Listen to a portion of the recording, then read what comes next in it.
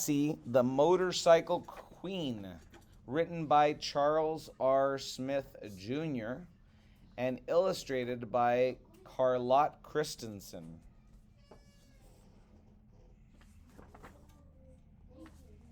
Here we go. And this first part is called "Gotta Get Gas Money."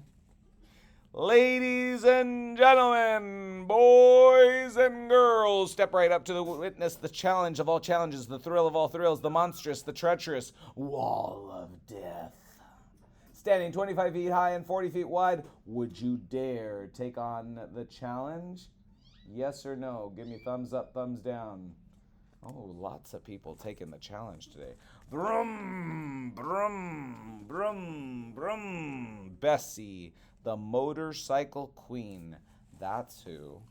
There she goes, circling, faster and faster, reaching speeds up to 60 miles per hour. Vroom, vroom, vroom.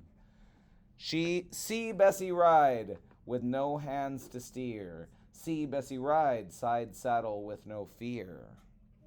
And if you want to see more, chant, "Go, Bessie, go." Go, Bessie, go. Then come meet the queen after the show. Very good, guys. Meet the queen. The folks, they lined up to meet the motorcycle queen, seated side saddle on her motorbike machine, still wearing their helmet with her face unseen. Bessie slung her jacket over her back, reached under her chin, and undid her strap, slid off her helmet with style and grace, then stunned the crowd with her hidden brown face. See, it was the year 1929, and faces of color weren't treated kind, all because of color separation due to law. A law called segregation. Can you say that word? Segregation. But folks smiled at Bessie, wanting to know Bessie's life story. Show after Where'd you learn to ride like that? How old are you? How long have you been riding? Where do you live? Where are you going? Show after show, the questions never changed. So Bessie told her story again and again. Okay. Bessie gets a bike. This is the second part of the story. She gets a Bye. Bessie began riding at the age of 16 when a birthday gift appeared like a dream. A motorbike she rode day after day, teaching herself until she rode Away. Yeah, Bessie left Boston behind as she rolled, and at 19 years old, her home was the road. On the road again. Okay. But when it came to the one question, the answer constantly changed. Where are you going? Because it was never the same. See, Bessie had a map and Bessie had a penny, and a flip of that penny determined Bessie's next journey. What's it gonna be? What's it gonna be? What's it gonna be? Penny, where are you gonna take me? Where the penny takes me. A young black woman, alone but not lonely.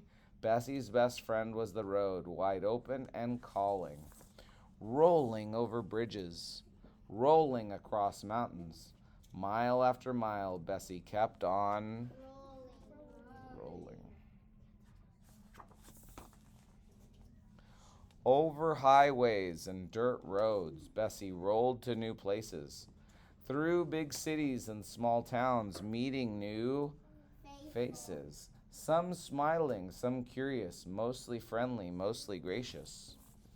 But as Bessie rolled south, those friendly, smiling faces became angry faces, and signs soon appeared forbidding Bessie places. That means she couldn't go into certain places. Signs in the south Signs, signs, signs from Jim Crow. Signs everywhere told Bessie where she could go. Colored only. Colored restroom. Colored waiting room. Colored barber. Colored laundry. Restroom, colored only. Colored dentist. White only. White diner. Entrance, white only. White, colored. White fountain. No colored here. White only. White traders only. White medical. White dentist. White fountain. White waiting room this way. White laundry. We serve white traders only. Coloreds to the left. Whites to the right. Whites only beyond this point. Colored entrance only. Colored served in rear. Lodging for whites only. No colors allowed. But Bessie just rolled past each sign. Bessie vroom vroom to leave Jim Crow behind. Because Bessie's dark face is unfamiliar places could easily lead to chases by angry mobs of racists. Stone Mountain, Georgia. Wearing white sheets. Here they come, here they come. In the rear view getting bigger. Here they come, here they come. Excellent. A pickup truck full of men. Here they come, here they come. Full of screaming angry men. Here they come, here they come. Getting closer, going faster. Here they come, here they come. Screaming, shouting, honking. Here they come, here they come. Barreling down on Bessie. Here they come, here they come. But they'd never catch Bessie, 'cause Bessie would go, go, go fast, with the throttle revved open, burning up. Vroom, vroom, vroom. Bessie took off with a thrust, leaving white sheets behind in a dirty cloud of dust. Pit stop. Bessie burned through her gas and needed a pit stop, but where could she go? Where could she flop? Bessie's brown face wasn't welcome in the South, so Bessie relied on word of mouth for where to get gas, where to sleep for the night. But when there were no rooms, Bessie slept on her. Ooh. Her jacket became her pillow, her seat became her bed, and Bessie slept beneath a blanket of stars overhead. When the rising sun warmed Bessie's face, she pulled out her penny, ready to roll to a new place. What's it gonna be, Penny? Where are you gonna take me next? With a kickstart and a vroom, Bessie pointed her wheels west. The unforgiving road. Flat tires and misfires never caused Bessie panic, 'cause miles on the road taught Bessie to be her own mechanic. But the side of the road was a dangerous place to be for a black woman, because cars would often try to hit Bessie. But Bessie stayed focused on the task of fixing her bike as cars rode past. Racing contest. Back on the road, Bessie soon needed gas, and Bessie needed food, so Bessie needed that cash. Races versus racists. Off to the races, the prize money races. Bessie entered and won on a regular basis, kicking up dust in left behind faces. But sometimes those faces became angry faces when Bessie's brown face kept winning races.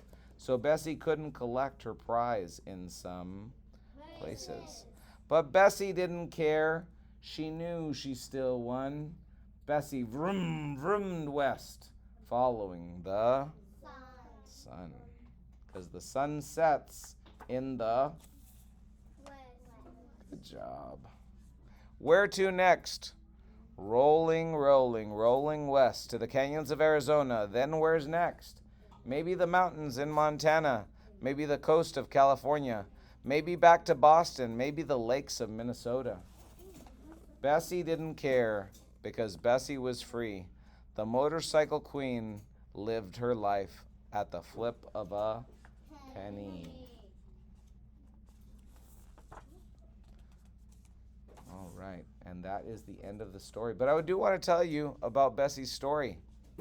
I came across the story of Bessie Stringfield one cold February day while scrolling through social media. February is Black History Month, and someone had posted a very short video about her as someone you should know. The video was only about 19 seconds long, but when it was over, I was fascinated with this adventure of a young black woman and wanted to learn much more. Not much was written about Bessie, and what was written often came from the same source, a motorcycle riding journalist by the name of Anne Farrar. The two became friends through a shared love of riding, and Anne interviewed Bessie to share her story.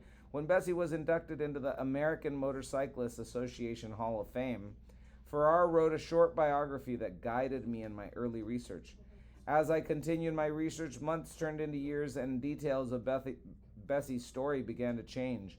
Originally, I learned she was born Betsy Lenora Ellis, but I later learned she was born Bessie Beatrice White. I also learned she was born in 1911 or 1912 or 1918, and that she was born in Jamaica, or was it the American South, or Massachusetts. Bessie spun some tall tales, but it was hard to know the true details of a motorcycle across of her life. But one thing that remained consistently true was Bessie's adventures of riding a motorcycle across the country at a young age, specifically her penny flip trips. So that's what I focused on. Traveling across the United States in the late 1920s through the early 1930s could be difficult for black people, especially a lone black woman on a motorcycle. So I wanted to show the challenges that Bessie faced. She needed to find places to sleep, eat, and get gas that served black people. This was not always easy. But for Bessie, that was part of the adventure. After her cross-country travels, Bessie rode her motorcycle for the U.S. Army during World War II as a dispatch rider. She carried classified documents between American military bases and was the only woman in an all-black unit. Bessie had the respect of every rider due to her skill, fearlessness, and positive attitude. Bessie later made her home near Miami, Florida, where she earned her license as a practical nurse. To connect with other riders, she founded the Iron Horse Motorcycle Club. Every year, she led a parade on her Harley Davidson and was known for sharing the steering duties with her two poodles. She owned 27 Harleys over her lifetime. Bessie passed away in 1993, having lived a free-spirited life filled with tall tales and wild adventures. I hope her story inspires you to pursue your own adventures. So the moral of the story is be adventurous. These are the two authors. Charles Smith is an award-winning author and photographer and poet with over 30 books to his credit. His awards include a Coretta Scott King Book Award for his photographs accompanying the Langston Hughes poem My People, and a Coretta Scott King Book Award honor for his biography of Muhammad Ali, 12 Rounds to Glory. Many of his books have also garnered Reluctant Reader Awards, proving that kids who don't like to read do like to read his books. He was born in Los Angeles. Charlotte Christensen is a Dublin-based illustrator designer. As a black artist, she often depicts underrepresented characters in empowering ways to help change their narratives. Some of her most renowned classics include different publishing companies, and you can look that up on that website. Thank you, guys. You were great, and that was Bessie, the Motorcycle Queen. Like, subscribe, and comment on my channel. Please have a great time. Read every day, and give yourself a round of applause. You guys were really great during that read aloud. Thank you, and see you next time.